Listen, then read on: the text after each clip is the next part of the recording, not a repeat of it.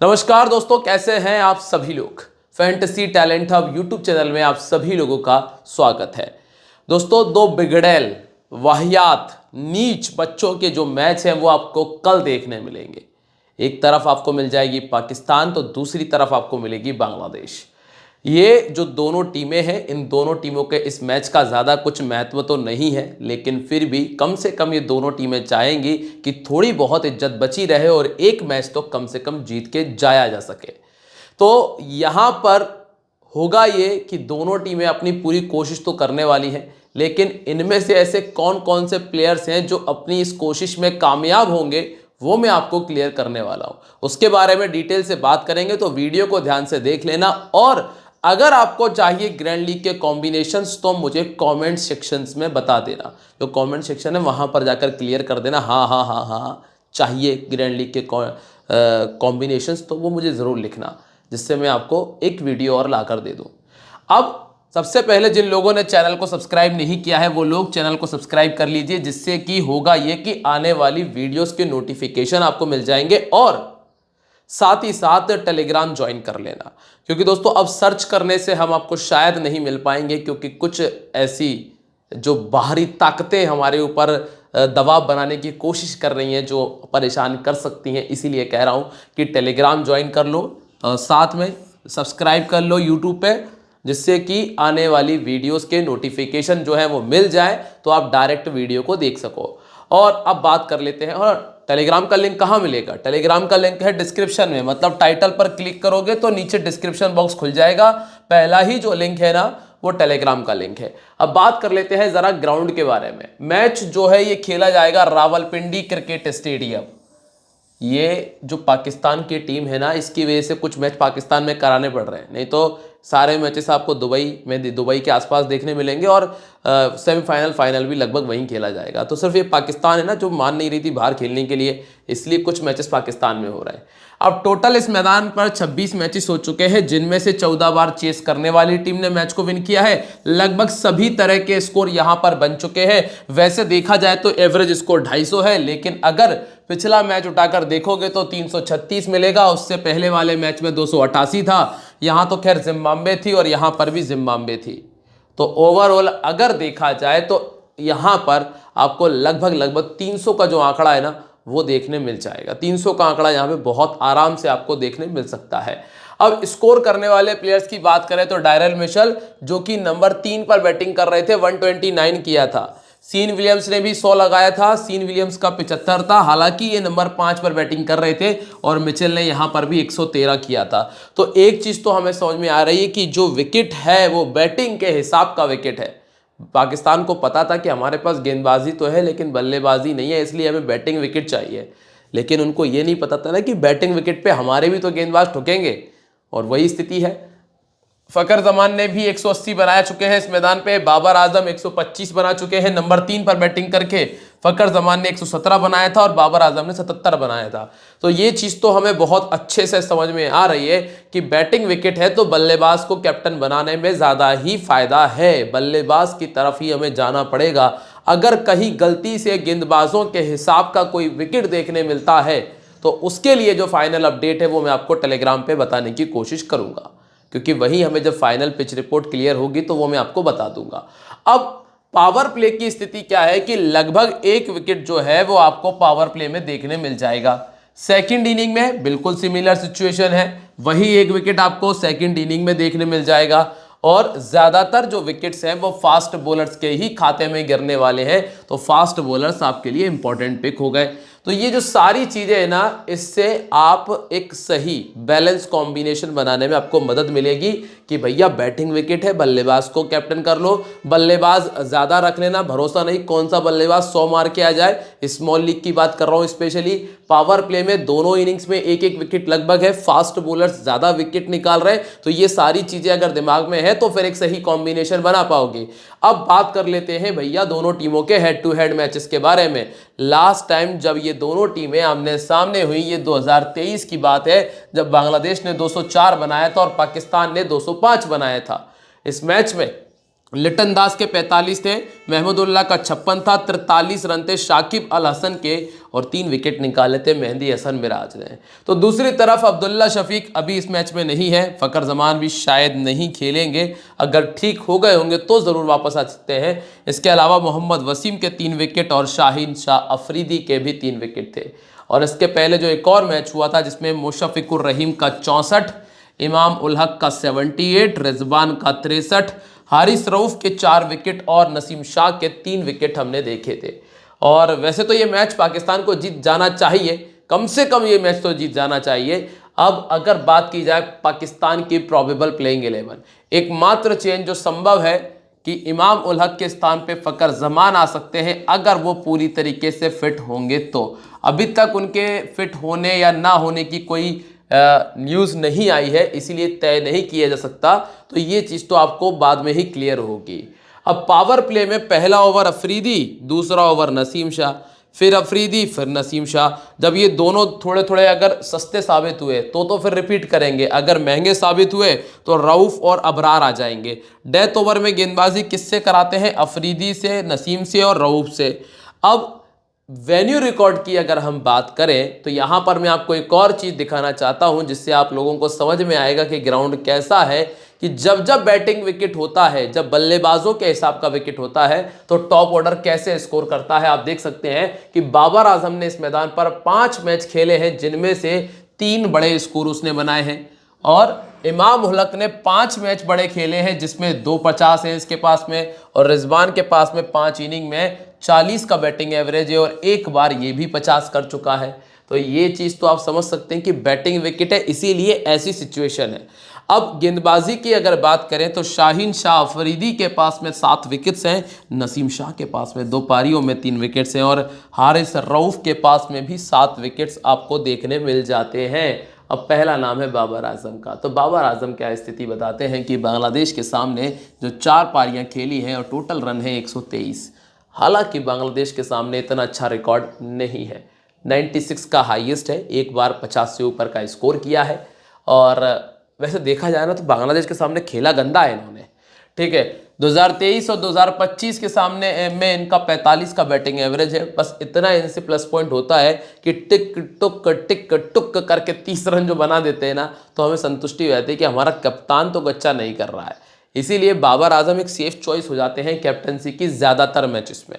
Number 2 पर आपके पास में कौन मिलता है? वो है इमाम उल हक। ये इन्होंने बांग्लादेश के सामने बहुत कमाल बैटिंग की है, टोटल 3 मैच खेले हैं और तीनों में ही बड़े स्कोर हैं, 250 100। अब ज़्यादातर लोग क्या पिछले मैच का परफॉर्मेंस देख रहे हैं और उसको देख के टीम में नहीं रख रहे हैं, लेकिन अगर मैं पर्सनली बताऊं तो इमाम उल हक अगर टेक्निकली देखा जाए तो अच्छा प्लेयर है, टेक्निकली अच्छा प्लेयर है। अगर आप चाहते हो कि अगर आपको लगता है खड़ा रहे पिच पर तो आपको बहुत अच्छा देगा। सेकंड इनिंग में तो बहुत ही अच्छा पिक है, क्योंकि आपको पता है कि एक टारगेट सामने होगा जो 200 के आसपास के होगा। अगर बांग्लादेश पहले बैटिंग करती है तो 200 के आसपास के स्कोर में ये विकेट नहीं देगा, ठीक है। पिछले मैच में भी रनआउट हुआ था, इस बात का ध्यान रखना। ये गलती ये मत सोचना आप पिछले मैच में भी क्या हुआ, मतलब ये विकेट दे के गया था, रनआउट हुआ था, ठीक है। इसके बाद नंबर 3 पर आपको कौन मिलता है? सौद शकील। शकील का ओडीआई का 27 का बैटिंग एवरेज है और 4 बार 50 से ऊपर का स्कोर है। अभी तो मैं हाल फिलहाल में ऊपर के सारे प्लेयर्स को टीम में पिक कर रहा हूं, क्योंकि लगभग जो टॉप 4 है ना वो मेरे लिए ज़रूरी नज़र आएगा बैटिंग विकेट के हिसाब से, तो इसीलिए साउथ शकील टीम में तो है। और पिछले मैच में चूंकि लास्ट मैच इंडिया के सामने भी ठीक ठाक बैटिंग कर ली थी, पहले बैटिंग करते हुए 350 है, तो इसीलिए साउथ शकील भी टीम में है। और रिजवान को तो खैर लेके चला ही जा सकता है। जो बात हम बाबर आजम के लिए कर रहे थे टिक टुक, वही स्थिति रिजवान की भी है। जब तक दोस्तों पिछला जब इंडिया का मैच चल रहा था, मैं और मेरा एक फ्रेंड बैठ के जब मैच देख रहे थे ना, हमारी एक बात मैंने उससे कही थी कि जब तक तेज खेलने की ज़रूरत नहीं पड़ रही ना, तब तक आपको रिजवान स्कोर करके देगा। ये बात मैंने उससे कही थी। मैंने जब लगभग 34वां या 33वां 34वां ओवर को चल रहा था, मैंने उससे कहा अब स्कोर मारने की बात आएगी, छक्के मारने की ज़रूरत पड़ेगी, और अब ये रिजवान आउट होने वाला है। और कुछ 2 या 3 गेंदों बाद ही रिजवान भाई अपना कैच थमाकर चले गए थे। जब तक छक्के मारने की ज़रूरत नहीं लगेगी ना, तब तक आपको रिजवान स्कोर करके देगा। ये बात आप बिल्कुल नोट कर सकते हो। 650 है पहले बैटिंग करते हुए, 350 और 2 शतक लगा चुके हैं। और हालांकि खिलाड़ी अच्छा है, लेकिन अब स्थिति ऐसी कि ऊपर के प्लेयर ले पाओगे। ठीक है, इसके बाद आगा सलमान है, बैटिंग प्लस बॉलिंग दोनों कर रहे हैं। अगर गेंदबाजी में उतने ओवर ना करें, मतलब ज़्यादा ओवर ना करें, तो फिर आपको इनको लेने की ज़रूरत नहीं है। ठीक है, 42 का इनका बैटिंग एवरेज रहा है अपनी पिछली 25 पारियों में, जिसमें 4 बार 50 और 1 बार शतक लगा चुके हैं और 16 विकेट से निकाल चुके हैं। लेफ्ट आर्म मीडियम के सामने इनको थोड़ी दिक्कतें आती हैं मुस्तफिजुर रहमान, जो कि सामने वाली टीम में मौजूद है। इसके नीचे के बल्लेबाज लेने की शायद आपको ज़रूरत नहीं लगेगी। तैयब ताहिर इतना कुछ खास किया नहीं, 7 में 134 रन है। फिर अगला नाम आता है खुशदिल शाह का। गेंदबाजी पिछले मैच में थोड़ी ज़्यादा कर ली थी, हालांकि इतनी गेंदबाजी नहीं होनी चाहिए। 3 से मतलब विकेट टेकर तो नहीं है, एक साल पीएसएल का इनका बहुत अच्छा गया था वो मैं कह सकता हूं, लेकिन विकेट टेकर बॉलर तो नहीं है। 8 इनिंग में टोटल 4 विकेट आए हैं, एक इंडिया के सामने आ गया था और बाकी 38 रन जो है वो इन्होंने ज़्यादा ही बना दिए थे औकात से। तो खुशदिल शाह पे बहुत ज़्यादा डिपेंड मत करना, एक या दो टीम में रख सकते हो ग्रैंड लीग की, एज अ प्लेयर रख लेना, कैप्टन वाइस कैप्टन के बारे में मत सोचना। ठीक है, इसके बाद शाहीन शाह अफरीदी 4 इनिंग 12 विकेट, पहले भी परेशान कर चुके हैं इस टीम को, 6 विकेट का छक्का मारा हुआ है इसमें इन्होंने, तो इसीलिए शाहीन शाह अफरीदी पे नजर रखना, पहले गेंदबाजी करते हुए चाहो तो कैप्टन बना सकते हो। इसके बाद है अबरार अहमद, 9 इनिंग 15 विकेट इनके खाते में है, स्पिन अच्छी करा लेते हैं, बस इशारे थोड़े से गंदे करते हैं, बाकी टीम में रख सकते हो इनको आप। और इसके बाद है नसीम शाह, पिछले मैच में विकेट नहीं आ पाया, 25 इनिंग में 47 विकेट है, पहले गेंदबाजी कराओगे तो आपको मिलेगा कितना, 27 विकेट, 15 इनिंग में, सेकंड कराओगे तो 10 में 20 विकेट है। और अंतिम नाम है रऊफ का, जो कि बांग्लादेश के सामने 2 इनिंग में 6 विकेट निकाल चुके हैं और 33 इनिंग में 56 विकेट इनके खाते में दर्ज है। जब इन्होंने पहले गेंदबाजी की है तब इनके पास में 37 विकेट है। तो पहले गेंदबाजी करते हुए रखना है तो ही फायदेमंद है, सेकंड इनिंग में ये उतने फायदेमंद नहीं है, क्योंकि रऊफ को जो ज्यादातर विकेट मिलते हैं वो मिलते हैं डेथ ओवर में, और डेथ ओवर की गेंदबाजी के लिए ही हम इनको टीम में शामिल करते हैं। अब बात करने वाले हैं हम बांग्लादेश के बारे में। बांग्लादेश के पास में कौन है, तंजीद हसन, नजमुल हुसैन शेंटो, मेहंदी हसन मिराज, तोहिद हिरदोय, मुशफिकुर रहीम, महमूदुल्लाह और जाकिर अली तक बल्लेबाजी है। नई गेंद से नाहिद राना गेंदबाजी कर रहे हैं, तस्कीन अहमद कर रहे हैं, मुस्तफिजुर रहमान कर रहे हैं। डेथ ओवर में भी लगभग इन चारों का इस्तेमाल हुआ है, कुछ एक ओवर मेहंदी हसन मिराज कर लेते हैं, पर इस सीज़न में मेहंदी हसन मिराज उतने इफेक्टिव नज़र नहीं आ पाए हैं। अब सबसे पहले अगर बात की जाए बांग्लादेश के खिलाड़ियों के ग्राउंड रिकॉर्ड के बारे में, तो इस मैदान पे नजमुल हुसैन शेंटो ने 77 का स्कोर किया था, जो कि पिछले ही मैच की बात है। अब तंजीद हसन शकीब 24% सिलेक्शन, 22 का बैटिंग एवरेज, इतना ही कुछ करने वाले प्लेयर हैं। पिछले मैच 2 मैचेस में भी 24-24, 25-25 रन किए हैं, तो दिमाग लगाने की आवश्यकता है नहीं। जो पावर प्ले में हम विकेट उम्मीद करके चल रहे हैं, एक ये हो सकता है क्योंकि लेफ्ट आर्म मीडियम भी नहीं खेल पाते, और यहाँ पे सोफा है, सॉरी शाहीन अफरीदी है, इस पे नज़र रख लेना। इसके बाद नजमुल हुसैन शेंटो है, ये इस टीम का इकलौता अच्छा बल्लेबाज है, इकलौता अच्छा बल्लेबाज है। फिर इसके बाद शुरू होते हैं दूसरे अच्छे बल्लेबाज, ये पहला नंबर पे है, सबसे ऊपर है, जिसका 47 का बैटिंग एवरेज है। पहले बैटिंग कराओगे 750 है, सेकंड कराओगे तो 350 है और 2 शतक लगा चुके हैं, तो इस खिलाड़ी को टीम में रखा जा सकता है।